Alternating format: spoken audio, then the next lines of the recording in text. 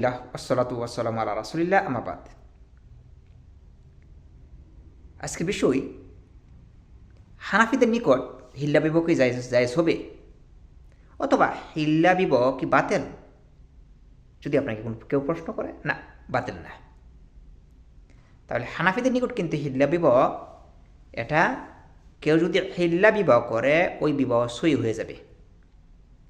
তারপর প্রথম স্বামীকে ওই মেয়েটি গ্রহণ করতে পারবে যদি দ্বিতীয় স্বামী তাকে তালাক দিয়ে দেয়। প্রথম স্বামীর জন্য এটা হালাল হয়ে যাবে।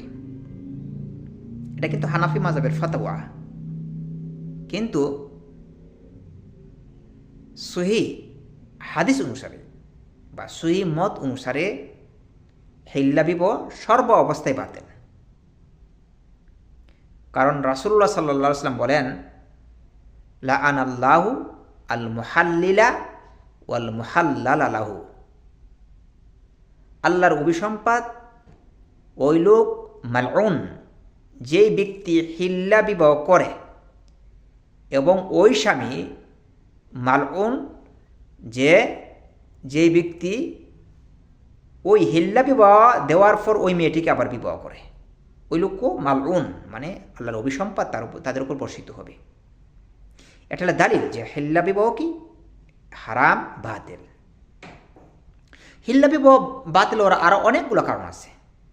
অনেক সময় হিল্লা বিবাহ করে বাবার কোনো অনুমতি নেই না, স্বামীর যারা যে অলির কোনো অনুমতি নেই না, অলির অনুমতি ছাড়াই কি হিল্লা বিবাহ হয়ে থাকে। এই কারণে কিন্তু হিল্লা বিবাহ বাতিল। কারণ রাসূলুল্লাহ সাল্লাল্লাহু আলাইহি ওয়াসাল্লাম বলেন যে লা নিকাহা ইল্লা বিওলি, ওই বিবাহ হবে না যে মেয়ে অলির অনুমতি ছাড়া, মানে বাবার অনুমতি ছাড়া বিবাহ করে, ওই বিবাহ গ্রহণযোগ্য হবে না। এটা একটা দালিল যে বিবাহ কাজ সম্পাদন হবে না, অলি ছাড়া বিবাহ কাজ সম্পাদন হয় না।